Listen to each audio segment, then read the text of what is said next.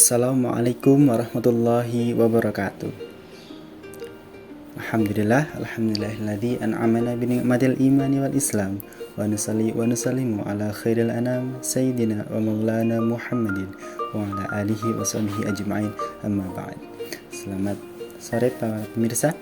Perkenalkan, nama saya Muhammad Warih Ningkesuma, mahasiswa S1 jurusan Pendidikan Bahasa Arab, Departemen Sastra Arab, Fakultas Sastra Universitas Negeri Malang.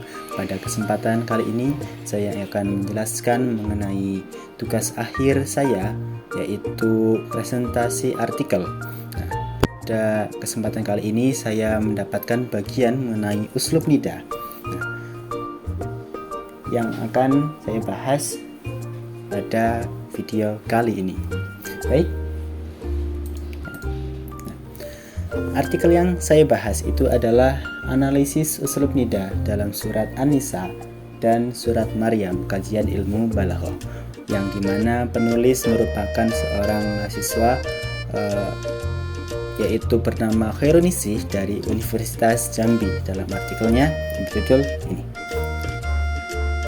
Baik, mari kita berkenalan dengan nida terlebih dahulu. Pada perlu diketahui bahwasanya nida itu adalah sebuah panggilan dalam bahasa Arab. Seperti kalau dalam bahasa Indonesia itu seperti wahai, hai Adam, hai manusia. Dalam bahasa Arab itu seperti ya Adam, a Adam. Nah, seperti itu menggunakan panggilan dalam bahasa Arab, yang dimana ini memiliki berbagai macam tujuan dan juga berbagai macam jenis.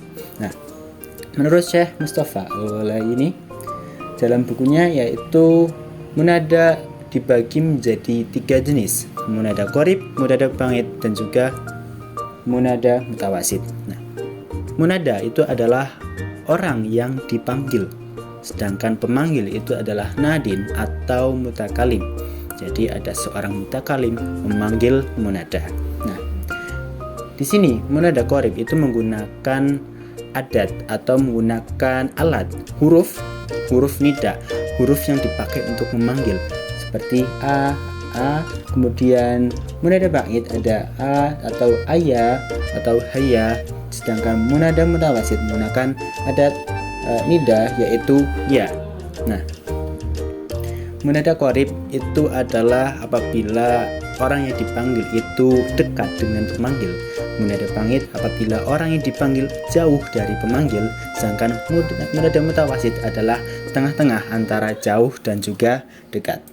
Nah, dalam artikel ini penulis menuliskan bahwasanya ada 22 uslub nida dalam surat Maryam dan juga surat An-Nisa, yang dimana pada surat An-Nisa terdapat 15 uslub nida dan juga surat Maryam terdapat 7 uslub nida. Namun penulis menuliskan hanya 4 ayat yang dikaji lebih dalam mengenai uslub nida yang ada di surat Maryam dan juga surat An-Nisa. Baik, mari kita ke ayat pertama, yaitu pada surat An-Nisa ayat 1. Di sini disebutkan bahwasanya ya ayyuhan nasu taqu rabbakumul ladzi khalaqakum min nafsin wahidah. Wahai manusia, bertakwalah kepada Tuhanmu yang telah menciptakanmu dari diri yang satu.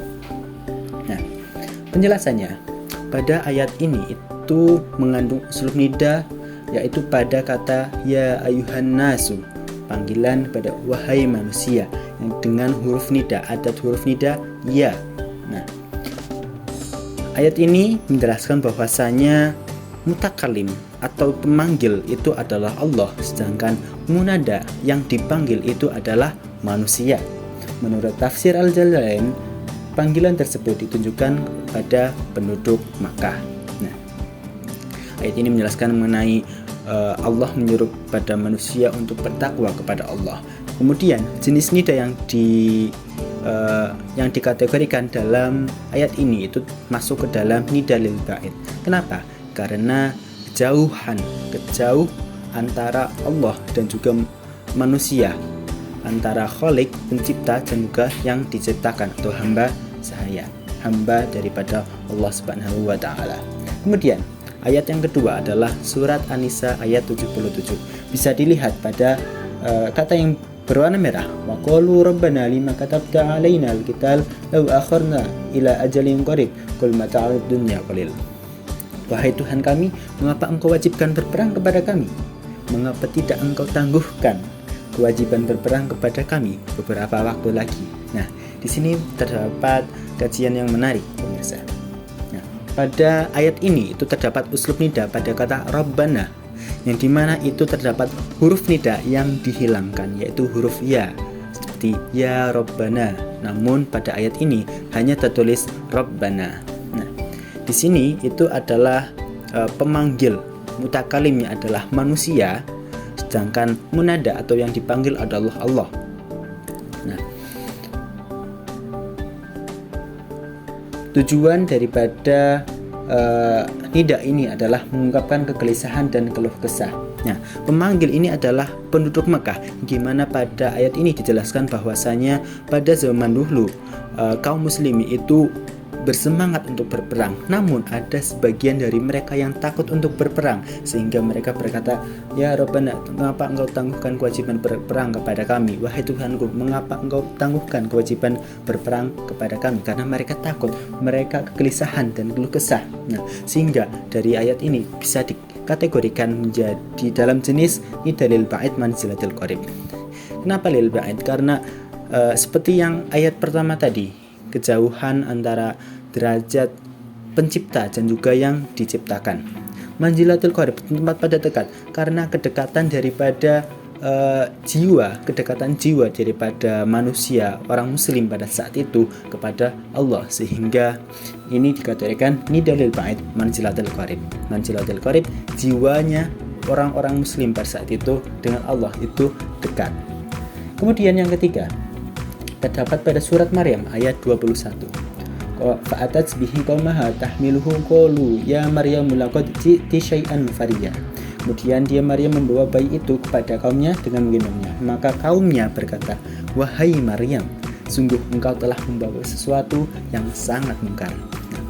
Penjelasan pada ayat ini itu uslub nida yang terdapat pada ayat ini pada kalimat ya Maryamu, wahai Maryam, dengan huruf nida ya. Munadanya adalah orang yang dipanggil itu adalah Maryam, sedangkan pemanggilnya, mutakalimnya adalah umat-umat golongan daripada Maryam pada saat itu. Menurut tafsir Ibnu Katsir, panggilan tersebut ditujukan kepada Siti Maryam atau ibunda daripada Nabi Isa alaihissalam. Nah, jenis nida yang dipakai dalam ayat ini adalah nida lil ba'id. Kenapa? Karena derajat daripada Siti Maryam dan juga umat-umat pada saat itu yang memiliki derajatan yang tinggi, di mana Siti Maryam merupakan seorang manusia, seorang wanita yang suci, yang tidak pernah tersentuh oleh orang-orang yang bukan mahramnya. Menuju ke ayat yang terakhir, yaitu pada surat Maryam ayat 42. Di sini disebutkan qala li abihi ya abati lima ta'budu ma la yasma'u wa la yubsiru wa la yughni 'anka syai'a. Ingatlah ketika ia berkata kepada bapaknya, wahai bapakku, mengapa kamu menyembah sesuatu yang tidak mendengar, tidak melihat, dan tidak menolong kamu sedikit pun. Nah, pada penjelasan daripada ayat ini, uslub nida terdapat pada kata ya abadi, wahai bapakku, dengan huruf nida itu ya. Nah, pada ayat ini itu jelaskan mengenai Nabi Ibrahim dan ayahnya, yang dimana Nabi Ibrahim menjadi mutakalim, pemanggil, dan sedangkan ayah daripada Nabi Ibrahim adalah munada. Nah, menurut tafsir Al-Jalain, panggilan tersebut ditujukan untuk ayah Nabi Ibrahim alaihissalam. Nah, jenis nida yang dipakai adalah nida lil qarib manzilatil ba'id. Nah, kenapa? Karena posisi saat itu nida lil qarib, qarib dekat antara Nabi Ibrahim dan bapaknya, memiliki kedekatan posisi pada saat itu. Nah, namun kenapa ba'id? Kenapa manzilatil ba'id? Kenapa jauh? Karena derajat karena kedudukan orang tua dan juga anak pada saat itu, ayah kepada anak itu memiliki perbedaan yang jauh, sehingga dikategorikan kepada nida lil qarib manzilatil ba'id. Nah, di mana ayat ini menjelaskan mengenai keheranan daripada Nabi Ibrahim kepada ayahnya, mengapa engkau menyembah patung ini yang tidak bisa menolong, tidak bisa mendengar, seperti itu. Nah, baik, itu adalah 4 ayat yang dibahas oleh penulis pada artikel ini mengenai uslub nida pada surat An-Nisa dan surat Maryam. Baik, sekian penjelasan dari saya mengenai uslub nida pada surat An-Nisa dan juga surat Maryam. Apabila ada tutur kata yang kurang berkenan, saya mohon maaf. Wabillahi taufiq wal hidayah. Assalamualaikum warahmatullahi wabarakatuh. Berapa menit ini?